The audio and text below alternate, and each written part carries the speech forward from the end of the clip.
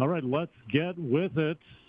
We're joined by an attorney who has aggressively taken on big pharma, tobacco, weapons manufacturers, and the auto industry. Now uses his own cases as springboards to his novels. His latest release is Inhuman Trafficking. It's based on a case he's working on involving human trafficking. We're joined by Mike Papantonio. He's a senior partner of Levin Papantonio, one of the country's largest plaintiffs' law firms. Mike, great to have you here. Good to be here, Michael. Well, let me first ask about this case you're dealing with in real life. What exactly are you working with when it comes to this case of human trafficking? Well, it's cases that we filed. The book is based on several parts of the case. There's three major parts to it. One is the trucking industry is trafficking women all the way from L.A. to the East Coast and then up the eastern seaboard. What they do, Michael, is they load up an 18-wheeler with 5 or 6, sometimes as many as 10 girls, make their way across places like Interstate 10, which is east to west, stopping at truck stops the whole way. But before they stop, they call ahead, let everybody know they're coming, and then people come in from all over that route to have sex with these mostly underage girls.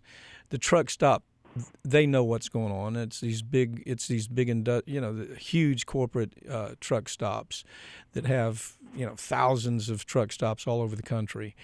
And so they know exactly what's happening. It's good money for the truck stop.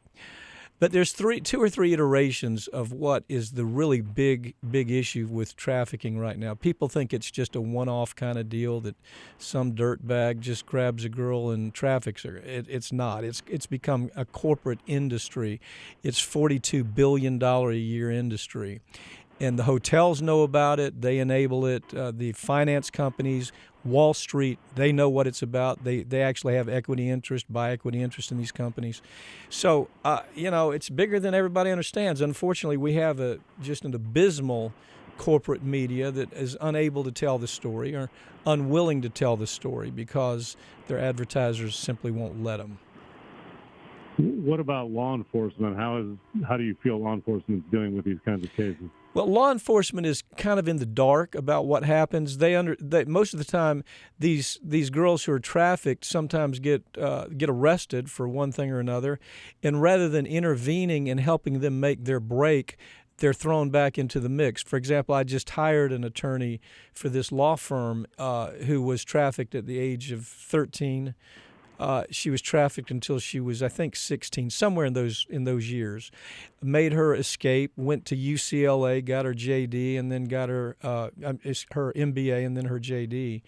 So she works with me now. And when you listen to the stories, you get the fact that law enforcement is just totally in the dark. They don't have recognition when it's happening. They don't know what to do when it's happening.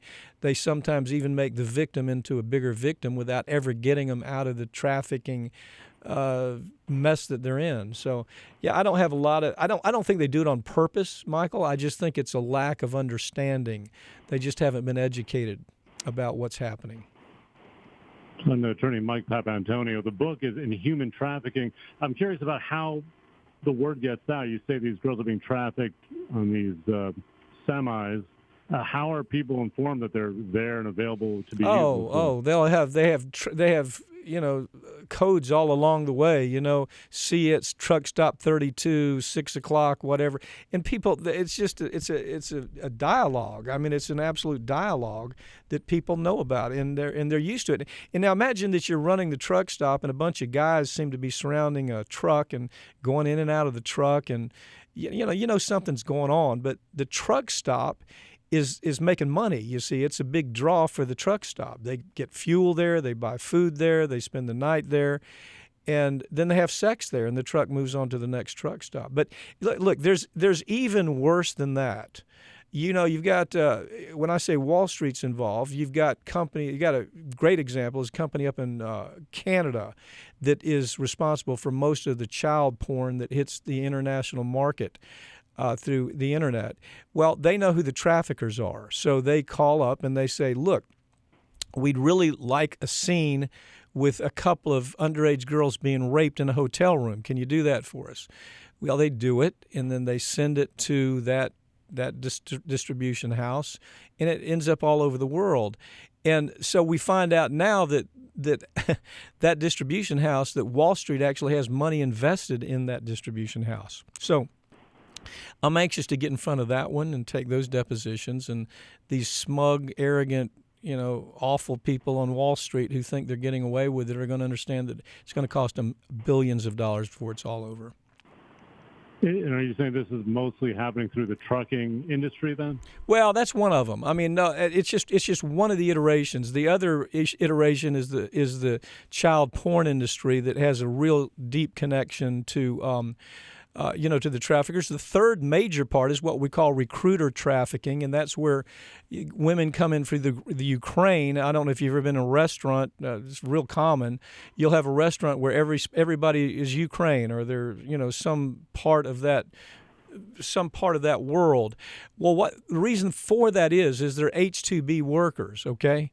And what that means is they send a recruiter over there and they say, hey, how would you like to work for the service industry? Well, come on back to the United States. They put him in a hotel room, not in a hotel room, but in a restaurant as a greeter.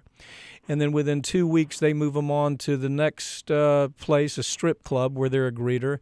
And then after that, they move them on to the pole, where they're making more money. And then after the pole, they end up actually into the trafficking process. Some guy named Tom or Fred, hey, he wants to meet you, and the next thing you know, they disappear. So that's a very common process. It goes on all the time. It usually centers around some of the strip clubs throughout the United States. But you see it. We had it right here in North Florida, very common issue.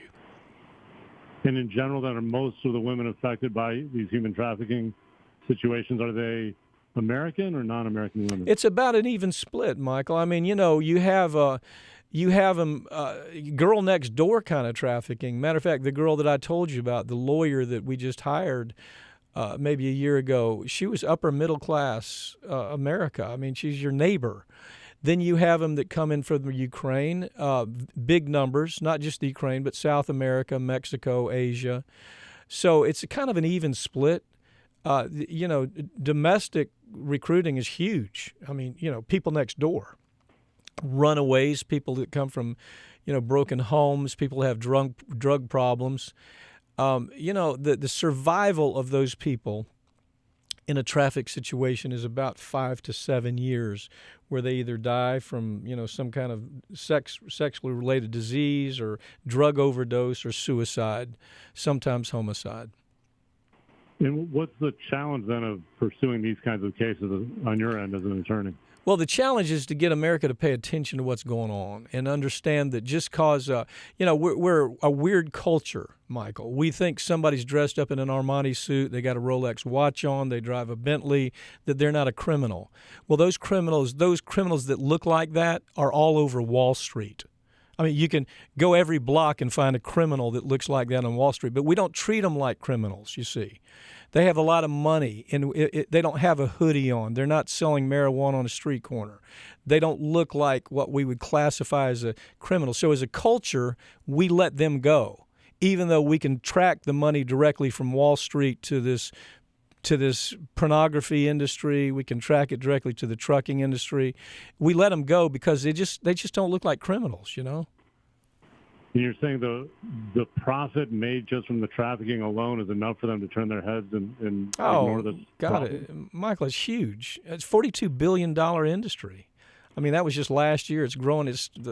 5 years ago, it was about $30 billion. Now it's $42 billion industry. Because what you have is you have a reusable commodity is the way they describe their business. They're not selling cocaine that you can only sell one time.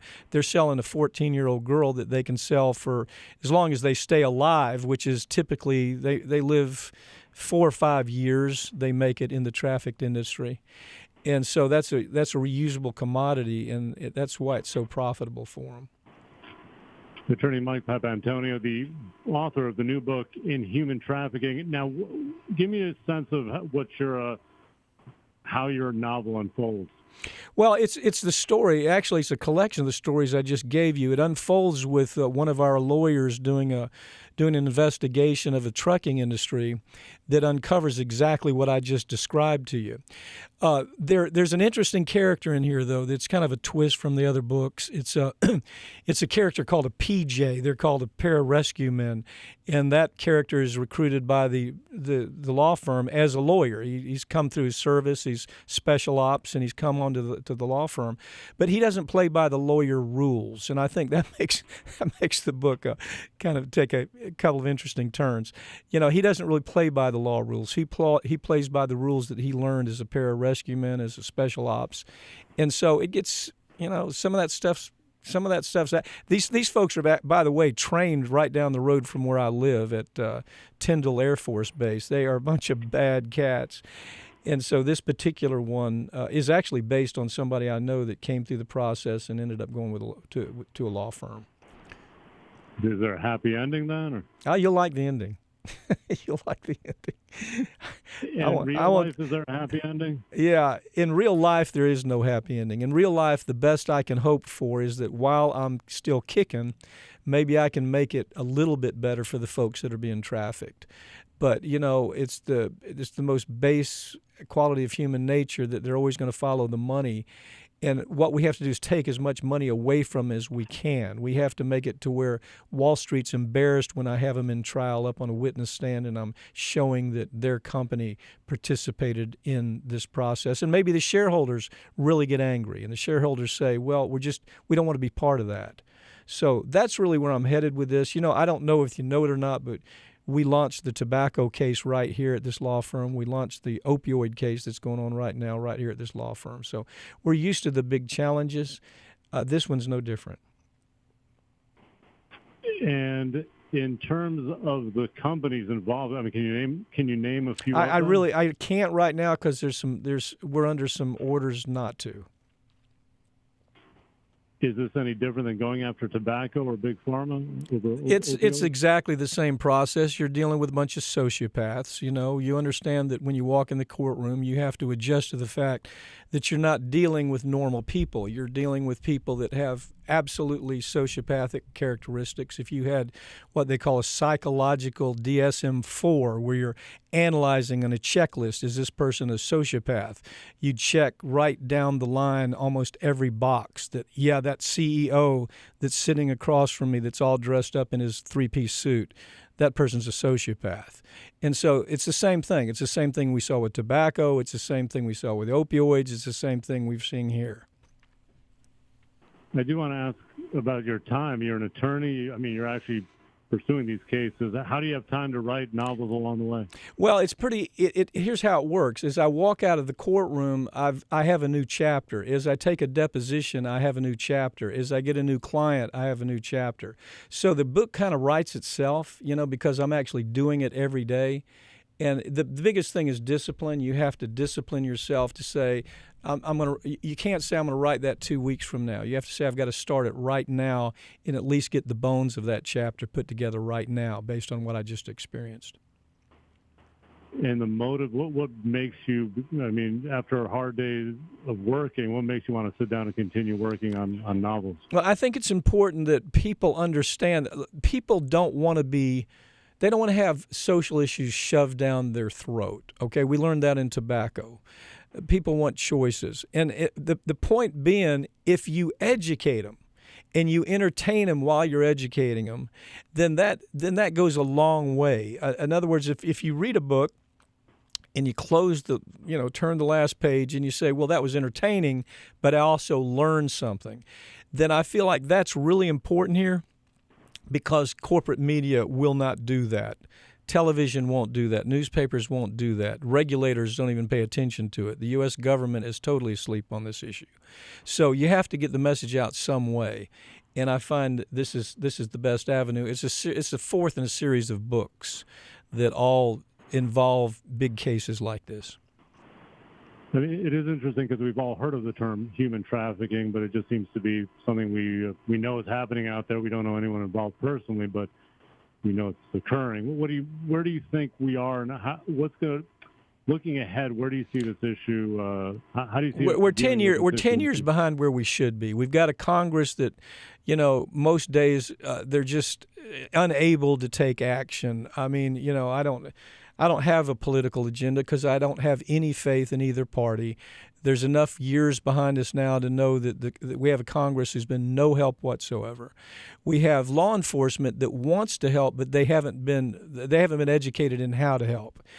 And so as long as we have politicians, we're going to have these kinds of problems because politicians are so terrified to take action. And we've seen that with Congress now for about the last 25 years on this issue. Finally, state by state, we're seeing some legislative changes that are doing away with statutes of limitations because most of these kids are trafficked when they're very young, 13, 14, 15. If they pull out of it and they live, it may be till they're 25 that, before they can even confront it. And so that's where we start by changing the statute of limitations in these states that open up the ability for somebody to bring a lawsuit on behalf of these people. Attorney Mike Papantonio. The new book is Inhuman Trafficking. Mike, how can people find you? Well, they can find it anywhere, Amazon, any bookstore, wherever you buy books. It's Skyhorse, and Skyhorse distributes to virtually every book company in the country. Mike, thank you very much. Thank you, Michael.